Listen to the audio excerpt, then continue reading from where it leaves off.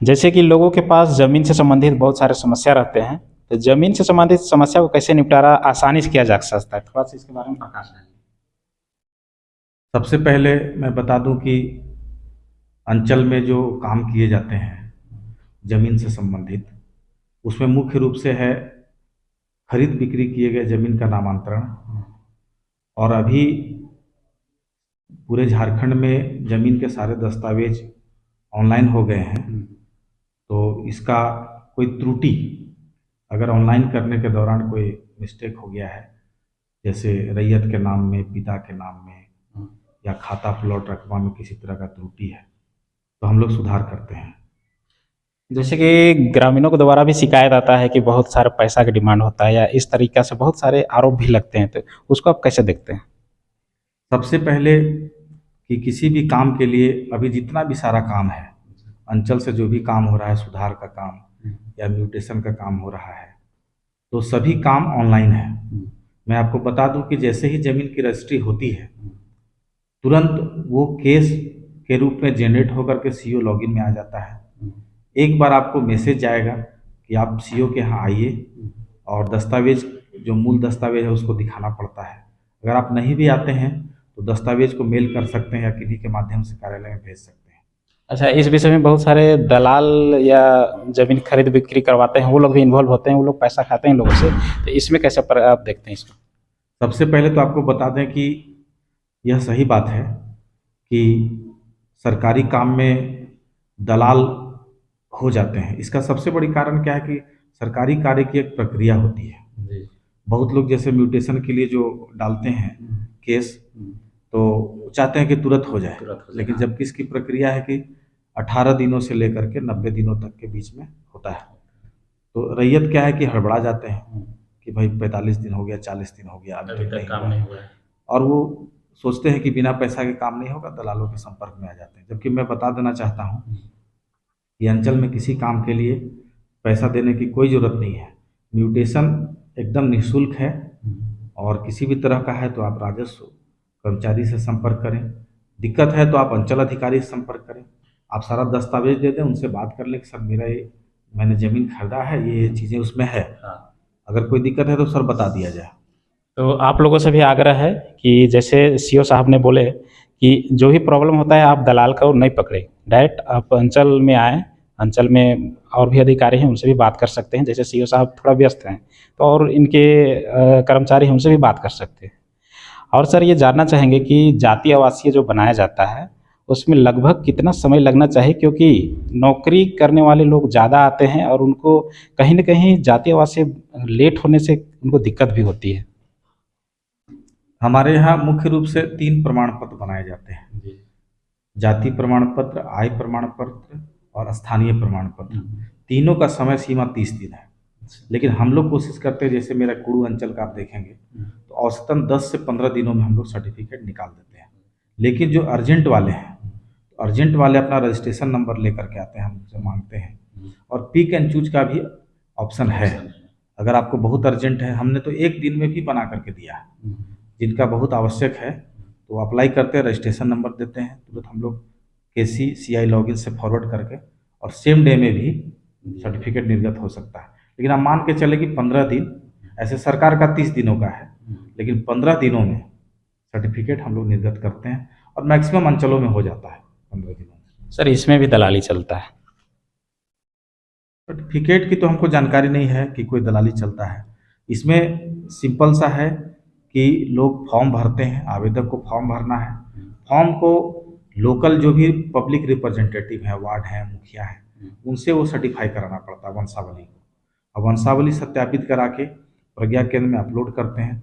Upload करने का charge है मात्र 30 रुपया। प्रज्ञा केंद्र 30 रुपया से ज़्यादा नहीं ले सकता है। तो अगर आपको 3 सर्टिफिकेट करना है तो 30 दिया 90 रुपया, तो 90 रुपया अपलोड का चार्ज है। उसके बाद आप तुरंत अंचल के लॉगिन में आ जाता है। अंचल के लॉगिन में आने के बाद फिर उसमें किसी तरह का कोई दिक्कत नहीं है। आपको जो भी समस्या होता है डायरेक्ट सीओ साहब से या उनके कर्मचारी है, उनके नीचे जो भी लोग काम करते हैं उनसे आप बात कर सकते हैं। लेकिन सर कहीं न कहीं एक समस्या ग्रामीणों को ये बना हुआ रहता है कि अभी प्रधानमंत्री आवास या अबू आवास आने वाला है, तो उसमें बालू का समस्या लगातार बना हुआ है इस क्षेत्र में। इसके विषय में आप क्या कहना चाहेंगे? आप अपना एक राय बताइए। जो कैटेगरी 1 के बालू घाट हैं, उनके लिए चालान निर्गत करने का पावर जो है अंचल अधिकारी को दिया गया था। हमने सभी मुखिया को चालान निर्गत कर दिया है। लेकिन जो बड़े घाट हैं, बड़े घाट का टेंडर सरकार के स्तर से हो भी चुका है। उम्मीद करेंगे कि जल्द ही लोगों को बालू मिलने लगेगा। इसके अलावा भी कुछ स्टॉकिस्ट हैं जिनको स्टॉक का लाइसेंस मिला हुआ है, तो हम लोगों से आग्रह करेंगे कि आप स्टॉकिस्ट के पास जा कर के और बालू को क्रय करें। जैसे कि बालू खरीद फरोख्त में भी बहुत सारे ट्रैक्टर जब्त हो जाते हैं या जिनका गाड़ी भी जब्त हो चुका है, तो उन लोगों को क्या सलाह देना चाहेंगे? कैसे वो लोग कार्य करें कि चोरी के अंतर्गत न आए और अपना जीविका अच्छा से चला सकें? सबसे पहले तो ट्रैक्टर से जो बालू उठाव करते हैं अवैध रूप से, तो उसमें फाइन भी होता है, एफआईआर भी दर्ज होता है। तो ये तो इलीगल कार्य है और इलीगल कार्य करने पे तो कानून अपना काम करता है। तो अभी हम जानना चाहेंगे कि आपका ट्रांसफ़र हो चुका है, तो इस क्षेत्र में आप बहुत दिन से काम कर रहे हैं। आपके दोस्त भी होंगे, इतना दिन में कोई दोस्त भी बने होंगे, मित्र भी बने होंगे। किन्हीं-किन्हीं का कार्य नहीं हुआ होगा तो आपको दूसरे नज़र से भी देखते होंगे। तो आप इस क्षेत्र के जनता के लिए आप क्या अपना विचार रखना चाहते हैं? अपना छोटा-सा राय। काम करने के दौरान चूंकि हम लोग भी झारखंड के ही निवासी हैं, तो कई लोग अपने रिलेटिव, कई नज़दीकी, कई तरह से संपर्क में लोग आते हैं। मैं उनको बताता हूं कि देखिए, ये मेरा कोई निजी कार्य नहीं है, ये सरकारी कार्य है और हम लोग सरकार के द्वारा जो दिए गए निर्देश हैं उसी के आलोक में कार्य करते हैं। अपने तरफ से कुछ भी नहीं करना है कि घर का मेरा सब्जी है, किन्हीं को दे दें 10 रुपये या 15 रुपये, वैसी बात नहीं है। सरकार के सारे स्थापित नियम हैं, उसी स्थापित नियमों से काम होता है। तो बहुत लोगों का काम जो है अंचल स्तर से नहीं हो पाता है। बहुत ऐसा काम है जो सिविल कोर्ट के लेवल का है या ऊपर के पदाधिकारियों के स्तर का है। तो हम लोगों को समझाते हैं, कोशिश करते हैं कि उनको सही जानकारी दें कि आपका काम अंचल से होगा या नहीं। तो मैं लोगों को काम करने के अलावा सजेस्ट भी करता हूँ कि आप अगर अंचल से काम नहीं हो पा रहा है तो इस काम के निपटाव के लिए आप कहाँ जाएँ। तो ये मैं कोशिश करता हूँ और ये तो मैसेज लोगों में है कि मैं यस या नो 2 चीज़ बोलता हूँ कि काम होने लायक है तो ज़रूर होगा, इसके लिए किसी पैरवी की आवश्यकता नहीं है। और काम नहीं होने लायक है तो आप कितना ही पैरवी करेंगे, काम नहीं हो सकता। जैसे कि आखिरी सवाल है सर कि आप भी झारखंड से, हम भी झारखंड से हैं। कहीं न कहीं झारखंड राज्य में बहुत सारे खनिज संपदा है और इससे भरा पड़ा हमारा राज्य है, लेकिन कहीं न कहीं अभी डेवलप नहीं नज़र आता है। जिस गति से डेवलप होना चाहिए था, वो नहीं हो पाता है, क्योंकि आप बहुत बड़े-बड़े एग्ज़ाम क्रैक करके यहाँ पे बैठे हैं, इस कुर्सी का बहुत वैल्यू है। कहीं न कहीं आपका भी माइंड में चलता होगा कि झारखंड जिस लेवल में होना चाहिए था, वो अभी नहीं है। तो क्या चाहते हैं कि कैसे झारखंड हम लोग का ऊपर जाए और ग्रोथ करे? एक इसमें थोड़ा-सा प्रकाश डालिए। सबसे पहली बात तो कि बच्चों को शिक्षा बड़ा ज़रूरी है। शिक्षा ऐसी हो जिससे लोग जागरूक हों। मैं देखता हूँ कि हम जब भी ऑफिस में बैठते हैं, मेरा ऑफिस भी बड़ा सिंपल रहता है, कोई तामझाम, बहुत पर्दा और ये नहीं रखते हैं। बहुत ऑफिसर्स का रहता है, लोग बोलते हैं बड़ा सिंपल रहते हो। हम बोले कि जब तामझाम हो जाता है तो इधर के लोग बड़ा संकोची स्वभाव के हैं, विशेषकर आदिवासी जो समुदाय है बड़ा संकोची होता है और इसीलिए हम लोग बड़ा सिंपल लिविंग, रहन सहन भी सिंपल रखते हैं, ऑफिस को भी सिंपल रखते हैं, ताकि लोग आकर के अपनी बात को रख सकें। और जो भी लोग हैं, हम लोग कोशिश करते हैं कि उनकी बात को सुने। और मेरा ये है कि आप जागरूक बनिए, जागरूकता ही आपका सशक्तिकरण है। आप सिस्टम को जानेंगे, आपका कोई दलाल और बिचौलिए की जरूरत नहीं है, कोई भी आपका शोषण नहीं कर पाएगा। जैसे कि ज़मीन विवाद 90% हमारे क्षेत्र में है, जो कि घर-घर में जो विवाद होता है उसका मुख्य कारण है ज़मीन विवाद। तो गोतिया में ज़मीन विवाद को कैसे सुलझाया जाए? स्पष्टीकरण इसमें थोड़ा-सा प्रकाश। जमीन विवाद को लेकर के हम लोग सभी मंच से बोलते हैं। जब भी कोई सरकार का शिविर लगता है या जहाँ भी जाते हैं तो लोगों को बोलते हैं थोड़ा जागरूक बनना पड़ेगा। ऐसा होता है कि सर्वे हुए दिन बीत जाते हैं और ज़मीन जो है दादा परदादा के नाम से है। ऐसी स्थिति में नीचे के जो नई पीढ़ी है उसके बीच में आपस में विवाद हो जाता है।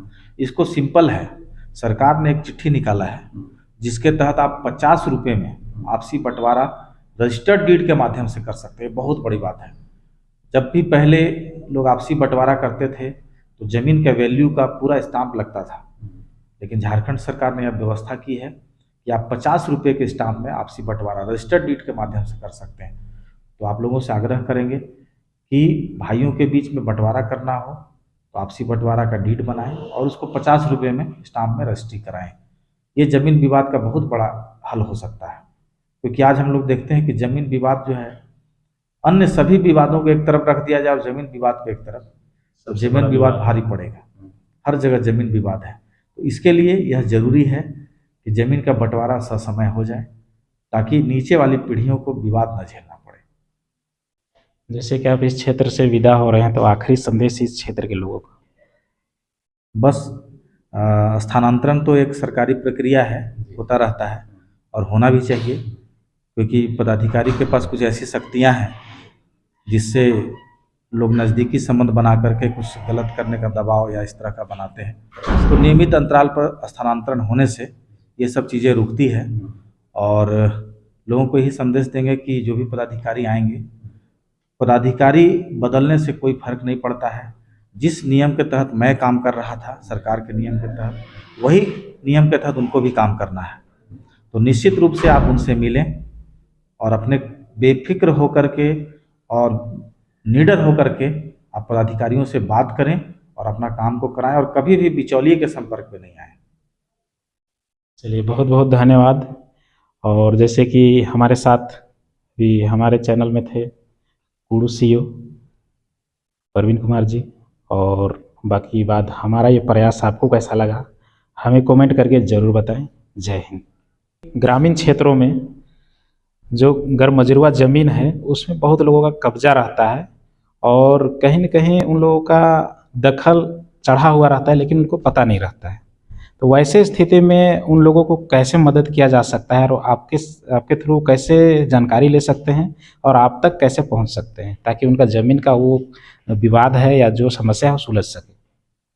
सबसे पहली बात है कि एक बात को हमको जानने की आवश्यकता है कि हम लोगों की जो सरकार है वो कल्याणकारी सरकार है। दूसरी तरफ ये बात है कि गैरमजरूआ ज़मीन पर अवैध दखल, तो गैरमजरूआ ज़मीन पे अवैध दखल दो तरीके से हो सकता है। एक तो लोग की साजिशन जो है उस तरह का दखल करते